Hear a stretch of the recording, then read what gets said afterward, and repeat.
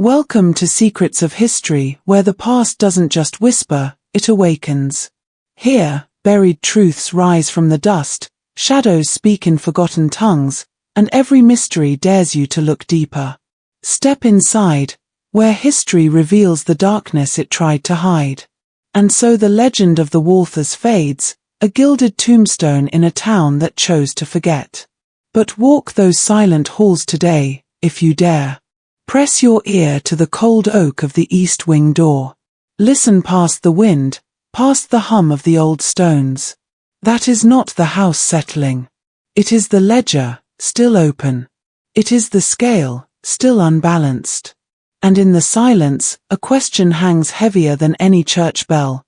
What if their charity was never for the town, but for the thing they kept locked away? What if every orphan saved was not an act of mercy, but a transaction? The Walthers are gone. But the caretaker remains. And it is still accepting offerings. Subscribe to Secrets of History.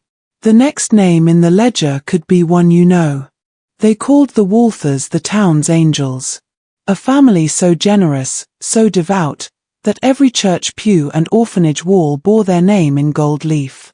But behind that shimmering reputation stood an estate that no one dared approach after dusk, especially its east wing. Because that was where the lights never truly went out, and where their children were last seen.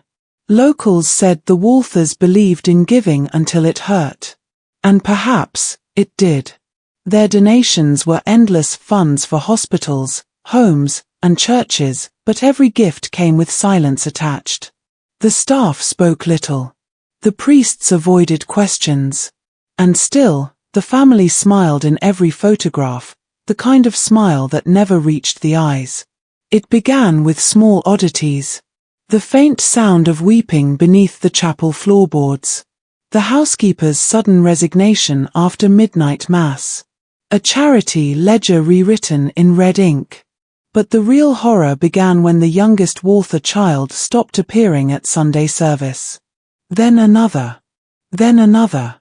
By the winter of 1894, the East Wing was sealed off renovations, they said. But the neighbors watched the windows, swearing they saw shadows move inside. No workers ever entered. No hammer ever struck. And yet, something inside was being built or buried.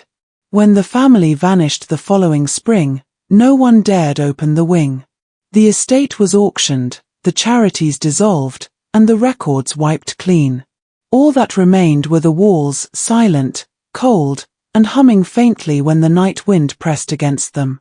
Because whatever the Walthers gave to the world, they took something back with them. And if you stand close enough to the east wing door, even now, you can still hear it whisper, "We gave everything." The Walthers' public image was one of near sainthood, an immaculate veneer that gleamed brighter with every charitable act they performed. They were known as the family who gave to every church, the living embodiment of benevolence in a town defined by poverty and piety. Their donations restored steeples, rebuilt orphanages, and fed hundreds during the harsh winters. Their name was carved into marble plaques and whispered with reverence in Sunday prayers. But beneath that celestial glow lay an imbalance so severe it bordered on the unnatural. It was the kind of generosity that drew attention not only from grateful pastors but from those who sensed that something about it was wrong. The Walthers' giving was relentless, ritualistic even. It wasn't compassion that drove them, it was obligation, an unseen force masquerading as virtue. The contrast between their angelic reputation and the reality of their home was like light meeting its own shadow. The estate loomed at the edge of town, vast and eerily symmetrical, its stained glass chapel catching the morning sun while its east wing absorbed the twilight. The people who worked there often spoke of the silence that hung in the halls, a silence so deep it felt orchestrated. There was a coldness that didn't come from weather or wealth, but from something deeply rehearsed, as though the family was performing purity for an unseen audience. Their smiles were mechanical, their words carefully measured, and their charity events had the tone of sacred ceremonies. The Walthers didn't simply donate, they sacrificed their wealth with the precision of ritual.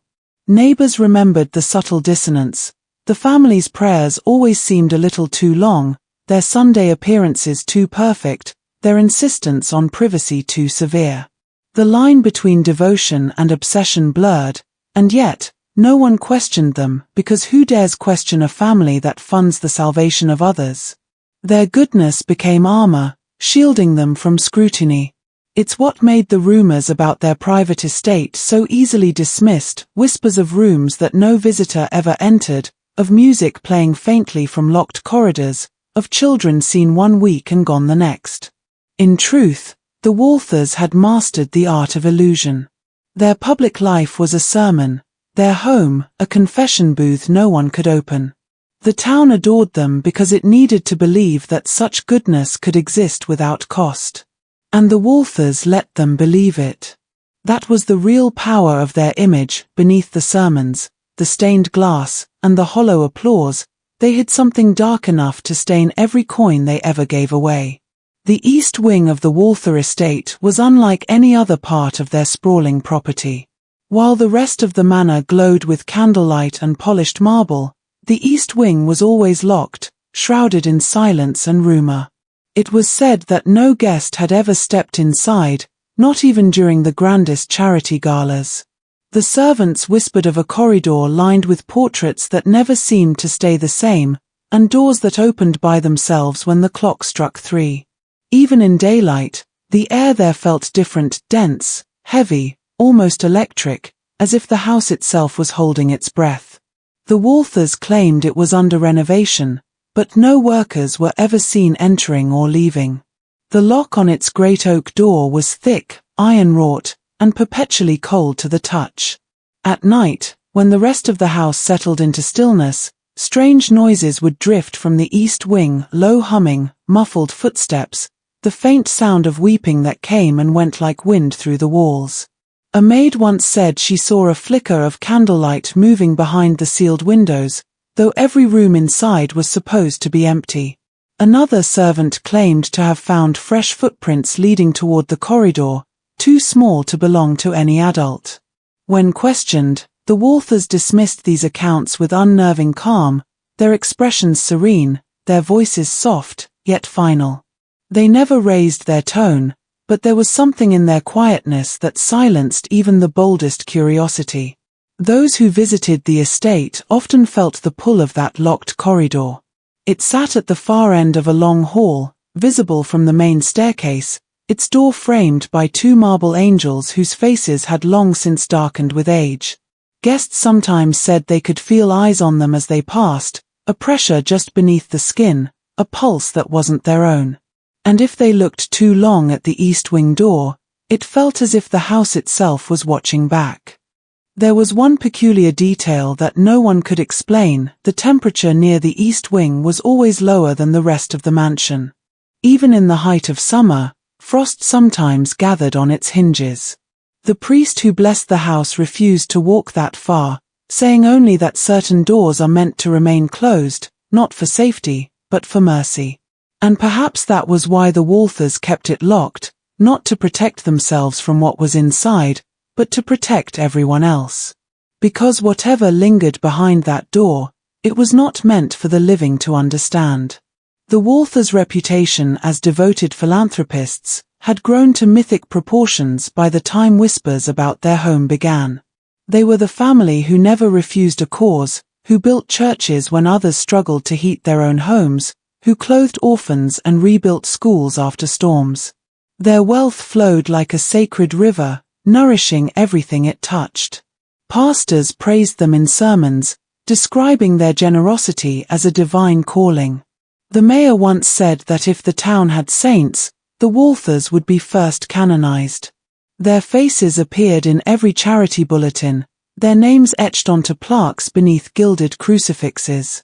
They were the perfect image of grace, faith, and moral purity, or so the town desperately wanted to believe. Yet there was something unsettling about their devotion.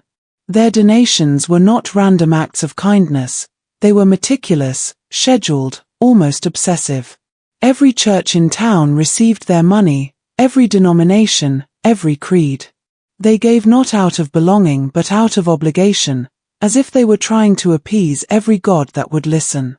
Their checks came with handwritten notes filled with cryptic phrases about deliverance, atonement, and fulfilling the covenant. Priests who read them felt uneasy, though few ever dared to question. The money was too good, the gifts too generous. Morality blurred when survival depended on the Walthers' kindness. There were rumors among clergy that their giving had a pattern, that every time they donated to one church, tragedy would soon follow at another. A roof collapse, a fire in a rectory, an unexplained illness among the choir children. No one made the connection publicly, but the coincidences piled like gravestones. Still, the Walthers continued to give, their faces calm and untroubled, their faith seemingly unshaken. They attended every service, sitting in the same pew, heads bowed, lips moving in silent prayer while the congregation watched them with awe and a hint of fear. What no one understood then was that their charity was not a shield of faith, but a ritual of concealment. It was an offering, a balancing act meant to distract from something festering within their home. The Walthers didn't give because they believed in salvation, they gave because they feared what would happen if they stopped. Every coin that fell into the church plate was a plea, every donation a form of penance. And as their fortune poured into sanctuaries across the town, the east wing of their estate grew quieter, darker, hungrier. Their public generosity became the perfect disguise for a private curse, one that required constant feeding to remain contained. The Walthers' donations always came with one unspoken rule: silence. Every priest, every nun, every orphanage matron who accepted their charity learned this condition quickly, though it was never written or said aloud. The family had a way of making their wishes understood without words. They would visit, serene and polite, their eldest handing over a sealed envelope or a check wrapped in lace stationery, and their matriarch would simply smile, a soft, fragile smile that carried the weight of command. Afterward, no one ever spoke of what was discussed in their parlor. The recipients of their generosity would become evasive when questioned, changing the subject, crossing themselves, or murmuring that some gifts come with sacred terms. This silence became a language of its own, a currency traded in whispers. Town officials knew not to ask how the Walthers' wealth seemed endless, nor why their donations always arrived in person rather than by post. Even the clergy, sworn to truth, found themselves complicit. When a visiting bishop inquired about the family's unusually large tithes, the local priest avoided eye contact and muttered something about an old vow. It was as if everyone feared that to question their charity was to undo a fragile balance. Their giving felt divine, but their silence felt enforced. Over time, that hush began to rot the conscience of the community. The more the Walthers gave, the less people wanted to know. Their money restored the town's churches, but it also strangled curiosity. It bought comfort, forgiveness, and complicity.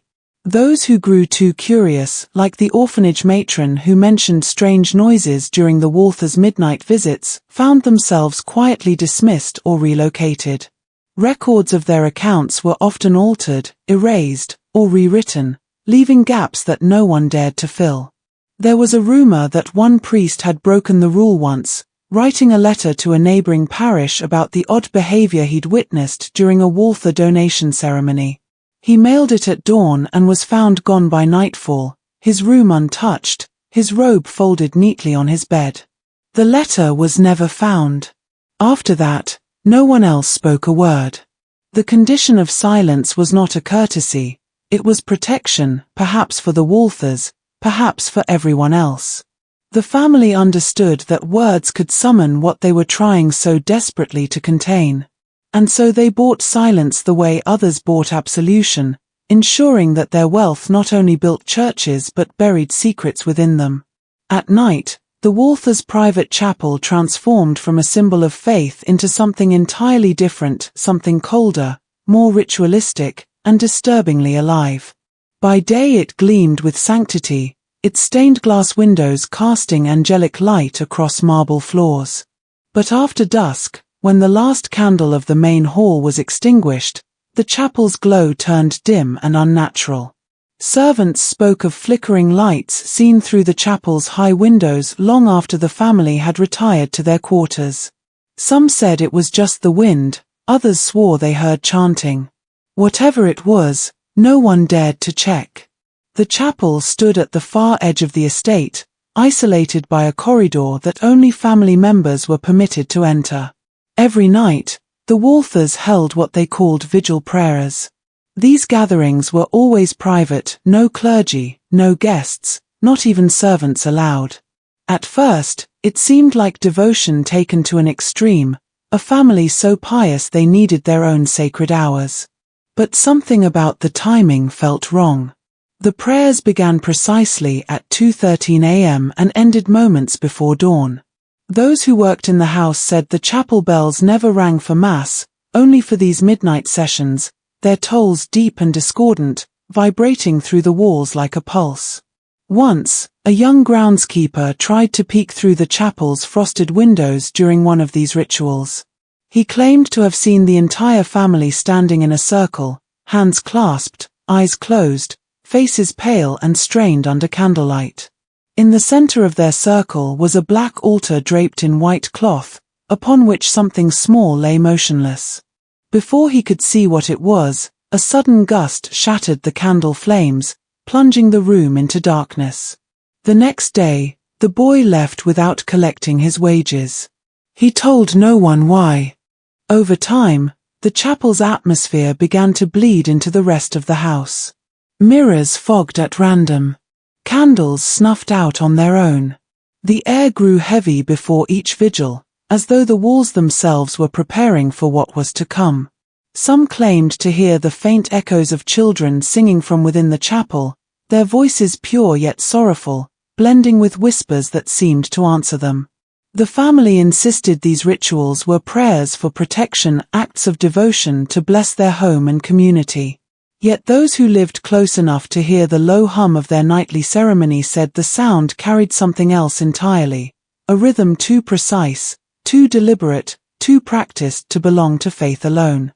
It was the cadence of invocation, the desperate repetition of those trying to keep something unseen from waking. Each year, the Walthers hosted their charity gala, a glittering, extravagant event that drew nobles, clergy, and townsfolk alike to the grand estate. It was the night when the family's wealth and benevolence were on full display, a performance of grace wrapped in candlelight and music. Guests arrived in gowns and tuxedos, greeted by servants carrying silver trays of wine and words of praise. The chapel bells would ring 3 times at the start of every gala, a tradition said to bless the evening's proceedings. But beneath the laughter and the polished smiles, there was an unspoken dread that grew with every passing year. Because with every gala, without fail, tragedy soon followed. It began subtly. The first year, a distant cousin of the Walthers fell ill the morning after the event. The second, a choir boy from a nearby church, disappeared on his way home. By the third, people started to notice the pattern. Each celebration of charity seemed to echo with misfortune. Always a child. Always someone young, pure, and close to the family. The disappearances were never discussed publicly, smothered under the town's gratitude for the Walthers' continued generosity. Their donations even increased after each tragedy, as though trying to wash the blood off their gold. Servants whispered of strange preparations before each gala.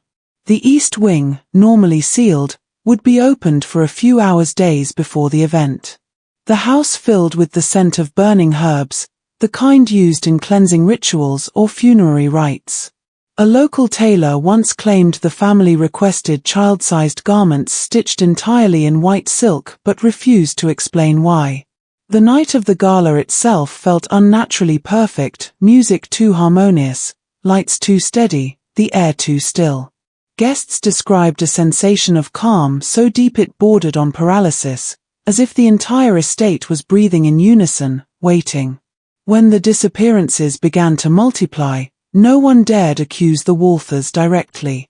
To question them was to risk social exile or worse, divine retribution. They were, after all, the benefactors of every church, the patrons of every orphanage. Their wealth had built the town's faith, and faith demanded blindness. The only ones who dared whisper were the servants, who said they sometimes saw the Walthers children standing near the east wing door during the gala, silent and pale, their eyes fixed on something unseen. It was as if the galas were more than celebrations, they were exchanges. The more the family gave away to the world, the more the world seemed to take from them.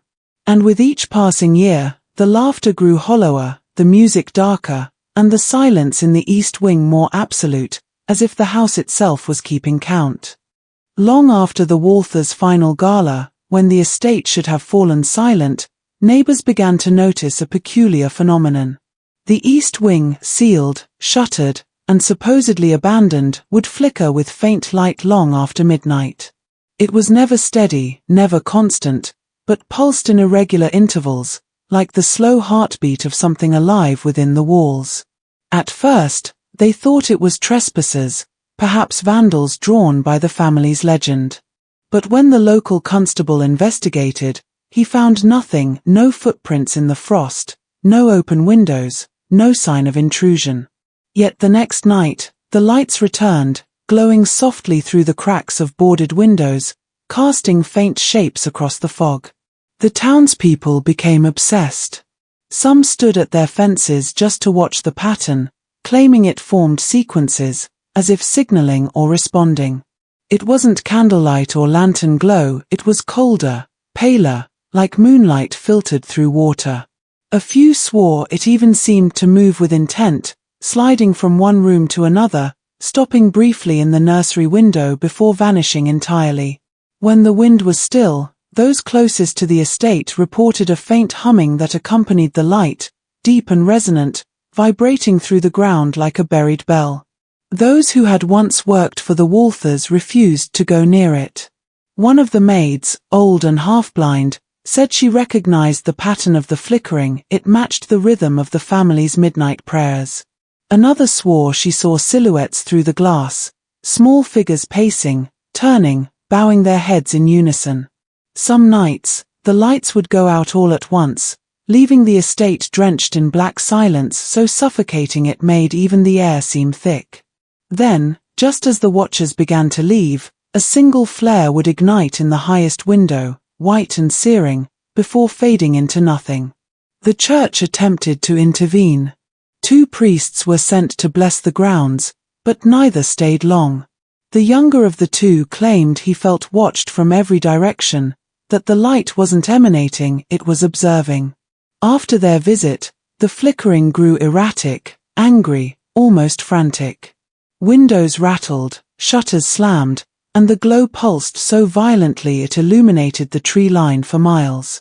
Then, as suddenly as it began, the activity ceased, completely, unnaturally, like someone flipping a switch. 4 months, the house remained dark, silent, still. But those who lived nearby said the ground never felt calm again. They claimed the earth beneath the east wing vibrated faintly at night, as though something was still moving down there, waiting, its quiet replaced not by peace but by patience.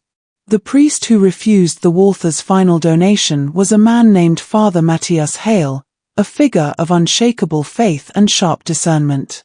He arrived in the town years after the Walthers had already established themselves as its divine benefactors. Unlike others, he was not blinded by their charity or their charm. He found their behavior curious, their devotion too rehearsed, their generosity too precise. He noticed that every time they gave, it was not out of joy, but relief, as if they were satisfying a burden rather than performing an act of mercy. When the Walthers offered him a donation to renovate the church altar, he felt something he could not explain, a heaviness in the air, the faint scent of metal, and a deep unease that clung to the envelope like a shadow. Inside was not money, but a document, a deed to a parcel of land behind their estate, signed in crimson ink. The accompanying note simply read, * for the continuation of grace. * The wording was strange, ritualistic, and it chilled Father Matthias to his core. He refused the gift publicly during Mass, declaring that charity should never feel like a transaction with unseen forces. His voice trembled as he spoke, but he would not waver. The Walthers stood in the pews, silent and motionless, their expressions unreadable. When he finished, they simply nodded, turned, and left the church without a word. That night, the chapel bell rang 3 times, though no one had touched it. The air turned dense, and witnesses said the moon seemed unnaturally dim. Father Matthias awoke to scratching at his window, soft, deliberate, rhythmic. He found nothing there, yet his crucifix had fallen from the wall, the nail bent backward as if pushed from the other side. By morning, he packed his belongings and left town, refusing to speak of what had happened. The only clue was a letter left for the bishop, sealed in wax, containing a single sentence, * their charity is not of God. *. No one saw him again. Some claimed he fled to the northern provinces, others whispered he was taken. Weeks later, the church grounds began to wither. Grass turned grey, the candles refused to stay lit, and parishioners reported hearing whispers behind the confessional walls that mimicked Father Matthias's voice, pleading for silence. The townspeople grew fearful, but the Walthers continued to smile, serene as ever, attending Mass in that same church, sitting in the same pew, just beneath the spot where his crucifix had once hung. It was as though his defiance had sealed something instead of breaking it, as though rejecting their gift had given their silence a life of its own. The portraits that lined the halls of the Walther estate were famous across the county, masterpieces painted by renowned artists, capturing the family's lineage in meticulous detail. Each member of the household had their likeness immortalized in oil, the patriarch with his silver pocket watch, the matriarch draped in pearls, and behind them, the children each perfectly posed, eyes wide, smiles faint and practiced. Visitors always admired the craftsmanship, the realism, the haunting clarity of each brushstroke. Yet over the years, those who returned to the manor noticed something strange. The portraits changed. Not dramatically, not enough to accuse anyone of tampering, but subtly, so subtly that only memory could catch the difference. A child's eyes would shift in hue, a smile would fade slightly, a hand that once clutched a toy now lay empty. At first, these changes were dismissed as tricks of light or the mind's imperfection. But as time went on, the differences became undeniable. One year, the youngest child's reflection was gone entirely, his figure replaced by an empty chair. When a visiting bishop asked about it, Mrs. Walther simply said, "He's gone where he's needed," and refused to elaborate. The servants whispered that the family had the portraits refreshed every few years, though no painter was ever seen entering the estate. The art seemed to alter itself, quietly, patiently, reflecting not the family's growth, but their decay. One maid confessed to seeing the paintings being moved late at night, carried by the patriarch himself into the east wing. When they returned the next morning, faint traces of wet paint stained the floorboards, though the portraits looked perfectly dry. Another servant swore that the eyes of the children followed her as she walked, their expressions shifting with the flicker of candlelight. The butler once tried to cover one of the paintings with a sheet after hearing whispers near it, but by dawn, the fabric was gone, and his hand bore long, thin scratches as if from small fingers. The town's artist, a man who had once trained under the same painter who created the first Walther portrait, claimed the technique was impossible to replicate without altering the original soul of the image. He warned that such living paintings required a tether, something living to anchor their change. When he disappeared months later, his final sketchbook was found with a single entry, a crude charcoal drawing of the Walther children, their faces smeared into shadow. By the time the last portrait was unveiled, the family stood before it with hollow expressions. The children's faces had been repainted once more, older, paler, distant. Their eyes were no longer wide with innocence but fixed forward, glassy and knowing, as if they had seen what no one else dared to imagine. The disappearance of the Walther children was the moment when the town's admiration began to fracture into fear. It started quietly, first one child absent from Sunday Mass, then another missing from the charity dinner, until whispers turned into worry and worry into rumor. The family gave no explanation. They continued to appear in public, serene and composed, their smiles unbothered, their voices steady, as if nothing at all had changed. When asked, the patriarch would simply say, "The children are resting," a phrase so calm it chilled anyone who heard it. Servants claimed the children were no longer seen in the gardens or their playroom, yet their laughter could still be heard echoing faintly through the corridors at dusk, long after the house should have fallen silent. At first, the town refused to believe anything sinister. The Walthers were, after all, the pillars of their faith. The idea that something could have happened to their children was unthinkable, even blasphemous. But soon, evidence began to surface, small details that couldn't be ignored. A set of miniature shoes found beneath the chapel pews, stained dark at the soles. A child's ribbon discovered knotted into the east wing door handle. A torn page from a storybook with the words "*We mustn't tell* scribbled in a child's hand. The servants grew restless, some quitting without notice, others muttering prayers under their breath as they packed. Those who stayed spoke of hearing footsteps from the east wing, light and hurried, as though someone small was running through the halls. Neighbors began noticing strange behaviors. The family would host late-night gatherings, though no guests were ever seen arriving. Soft music drifted through the night air, accompanied by the faint chiming of bells, and sometimes, when the moon was at its thinnest, a single candle could be seen flickering behind the nursery window, though the room had long been sealed. When the local constable attempted to investigate, he was turned away politely, told the children had gone abroad for religious education. No record of their departure ever existed. Over time, the sounds within the estate grew stranger. The family's dinners became quieter, their toasts shorter, their eyes hollow. Some nights, the matriarch could be seen standing at the far window of the east wing, her hands pressed against the glass, lips moving as if in prayer or apology. The light would flicker around her, soft and golden, like the glow of unseen candles. And though the children were gone, their presence had not left. Their toys were always rearranged, their chairs subtly shifted, their names whispered by the wind that crept through the locked hall. The Walthers' home had become their own reliquary, a monument not to their devotion, but to what devotion had cost them. The town had always whispered that the Walthers' fortune wasn't entirely earned through generosity, but rather, traded for something unseen. As the story spread, it became clear that the family's most benevolent act, the founding of the East Wing, was also its darkest. Hidden behind the facade of charity, the East Wing operated as an orphan refuge, a place meant to embody the family's piety and virtue. Yet those who ventured close enough described something deeply unsettling: the absence of laughter, the absence of life. Even in daylight, the corridors seemed to swallow sound. The stained glass windows depicting angels and saints cast distorted shapes, and the air inside never truly warmed, no matter how many fires were lit.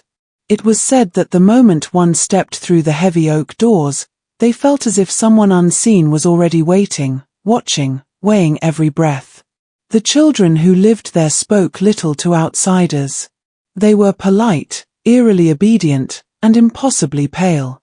Some said they were drugged, others that they were emptied. Once, a nurse who worked there confided that at night, the children would wake screaming, not out of pain, but as if they were being called by something that only they could hear. And when asked about those cries, Mr. and Mrs. Walther would simply say, "They are being prepared." No one ever knew for what. Over time, the number of children in the East Wing never seemed to grow, even though more and more were reportedly taken in. Town records showed dozens admitted, but only a handful ever transferred out or adopted. The rest simply disappeared from the ledgers, as though swallowed by the very walls. When questioned, the Walthers offered meticulous paperwork, perfectly forged, impossibly clean. The townsfolk wanted to believe them. After all, the Walthers were their benefactors, their saviors during the harshest winters. But every family that took their charity noted one thing: the coins and blankets always carried the faint scent of burning wax and iron, like something anointed through ritual. When the family's own children vanished within those same walls, no one was truly surprised, only terrified that the curse had come full circle. It was as though the house itself had turned on its makers, reclaiming what was owed. The East Wing, once a symbol of salvation, now stood as a mausoleum of secrets.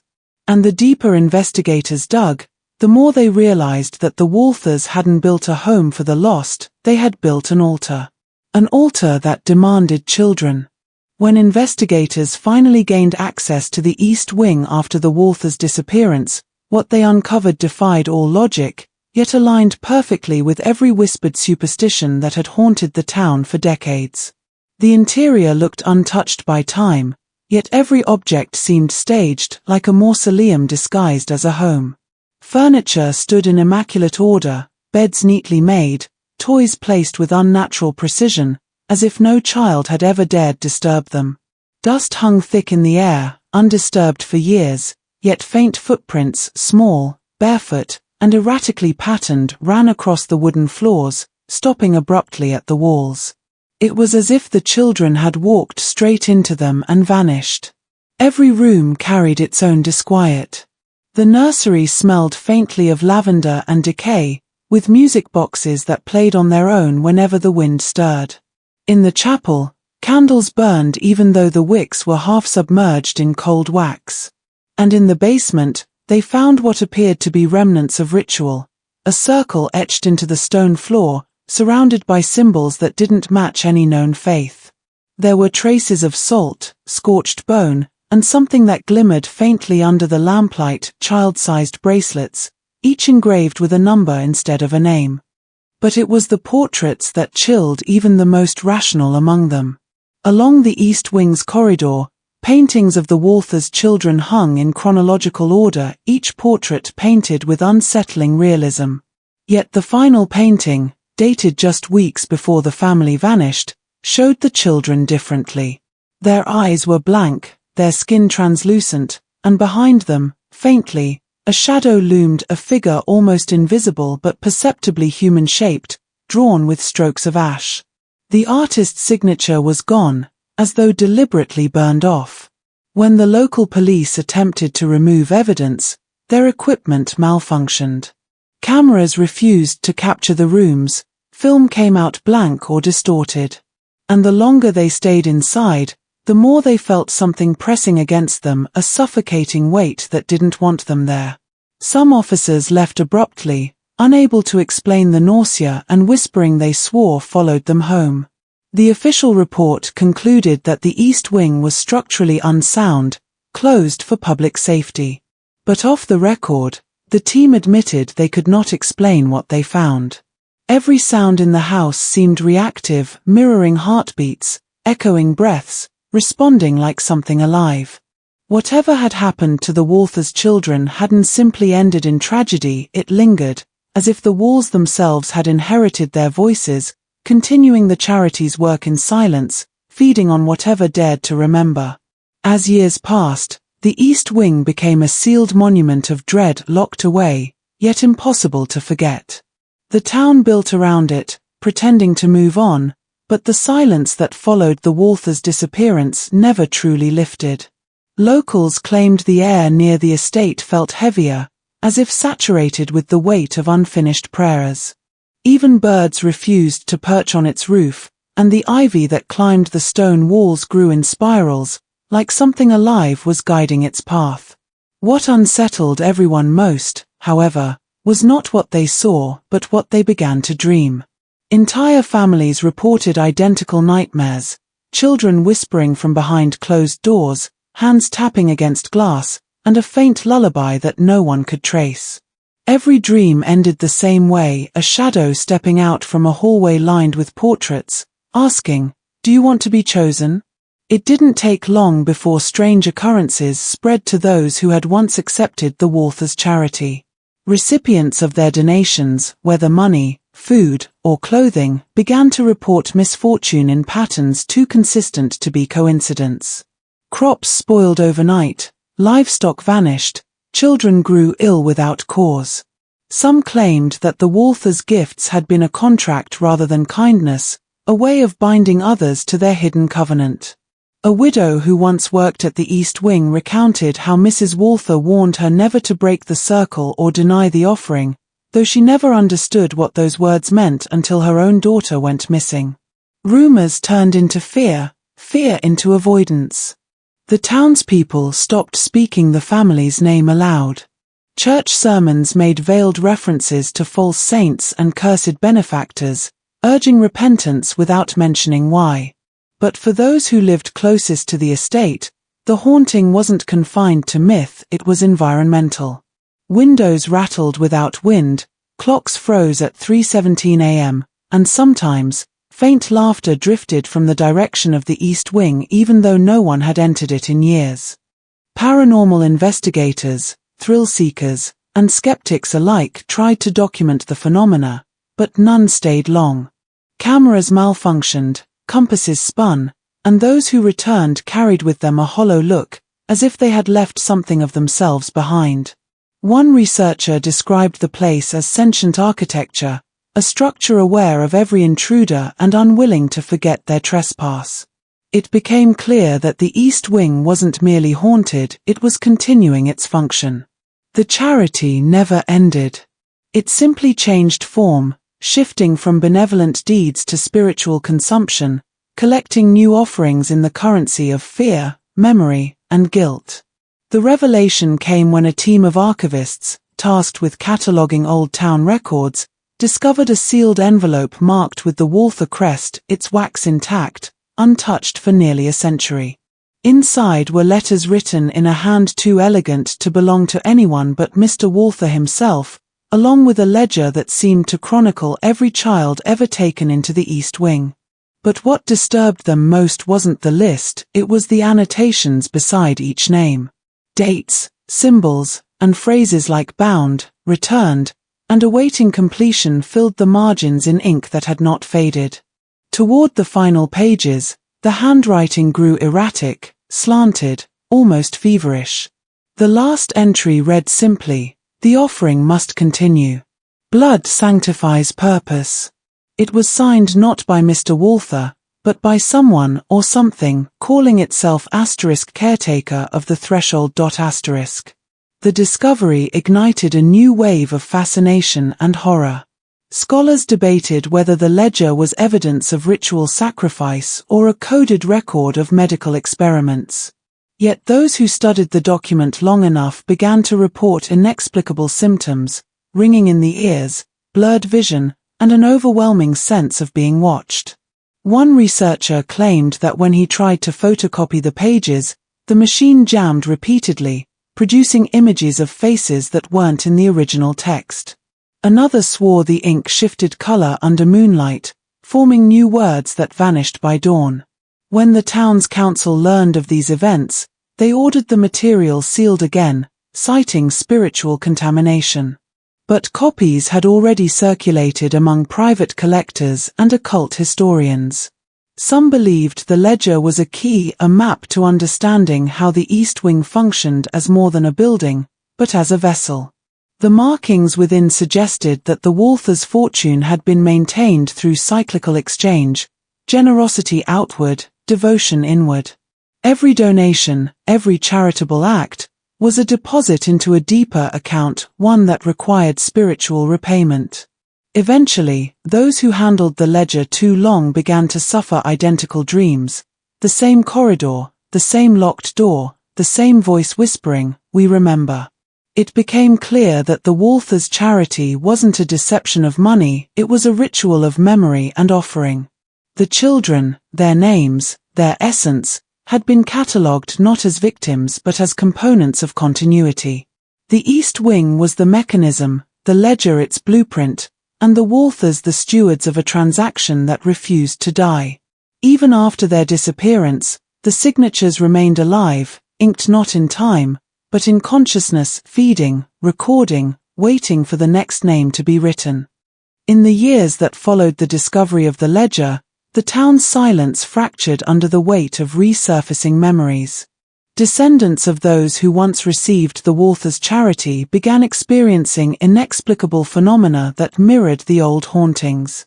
A woman whose grandmother had worked in the East Wing reported waking each night to the sound of small footsteps circling her bed. A farmer whose great-uncle was listed in the ledger claimed his newborn daughter spoke the word return before she could walk. These accounts, dismissed at first as coincidence, grew too numerous and consistent to ignore. What emerged was a chilling pattern. Each bloodline connected to the Walthers' benevolence carried fragments of the same curse, as if the charity's reach had been encoded into their very lineage. Historians studying the phenomenon noticed that these families all experienced a generational decay, dwindling luck, repeated tragedies, and inexplicable vanishings. One scholar theorized that the East Wing had been constructed not as a mere refuge but as an anchor, a spiritual mechanism designed to bind every recipient of the Walthers' gifts into its circuit. The more kindness they dispensed, the stronger the connection became, spreading like roots beneath the town. When the Walthers' children disappeared, it wasn't an isolated act of horror, it was the system consuming itself, reclaiming what it was owed. Evidence for this came through the reappearance of the caretaker's mark, a peculiar sigil found carved into old doors, family heirlooms, and even beneath layers of paint on church pews. It appeared wherever the family's influence had once reached. Those who tried to destroy or cover it found it re-emerged within days, burned faintly into the wood as if the structure itself remembered. Paranormal researchers concluded that the mark functioned as a kind of tether, a silent summoning that connected the living to the East Wing even from miles away. Over time, the phenomenon evolved.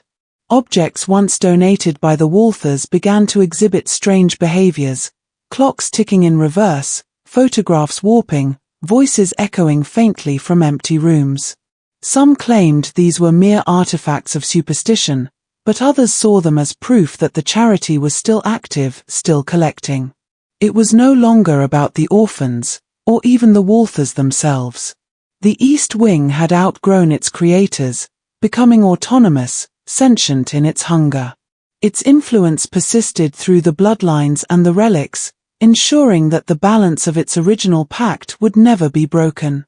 What began as a gesture of goodwill had metastasized into a self-sustaining covenant, an immortal act of generosity feeding endlessly upon those who once received it. The deeper researchers delved into the Walthers' past, the clearer it became that their wealth had not been inherited through mere business acumen, but through something older, something deliberately hidden beneath layers of benevolence and secrecy. The earliest surviving record traced their fortune to a series of undocumented transactions made in the mid-1800s, where entire estates were transferred to the Walthers in exchange for continuance. No one knew what that word meant in this context, but every signature bore a strange emblem beside it, the same sigil found later in the East Wing. This discovery reframed everything. The Walthers were not philanthropists in the traditional sense. They were custodians of a contract whose origin predated their own family name. Their wealth appeared to grow in direct proportion to their giving, as though every act of charity replenished an unseen reservoir. And when their donations ceased, tragedy followed swiftly. Letters uncovered from their personal correspondence revealed the family's growing dread.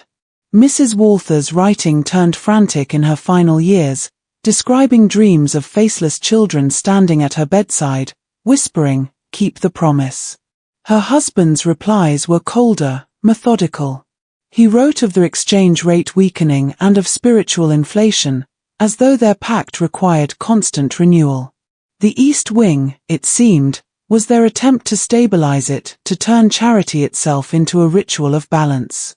Every meal served, every orphan clothed, was an offering calibrated to maintain equilibrium between their world and something beyond it. Witnesses from that time spoke of the family's demeanor changing drastically. The once warm hosts became hollow-eyed, their conversations fragmented by cryptic phrases about debt and continuity.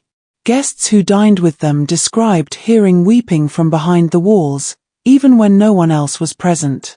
The servants who tried to leave the estate reported being followed by whispers, their names spoken in children's voices that didn't belong to anyone living. When the Walthers children vanished, it was the ultimate proof that the pact had turned inward. The system they built to preserve their legacy had begun feeding upon its own bloodline. Some speculated that the children were taken as collateral to sustain the failing covenant, a sacrifice to restore the balance their parents could no longer maintain. Others believed they became part of the mechanism itself, absorbed into the fabric of the East Wing. Whatever the truth, one thing became undeniable: the Walthers' fortune was never a blessing. It was an inheritance of servitude, wealth sustained by devotion, powered by disappearance, and bound by a generosity that demanded repayment long after the givers were gone. As the echoes of this unsolved mystery dissolve into the depths of forgotten time, remember, history never truly sleeps. It waits, watching, buried beneath the dust and the silence.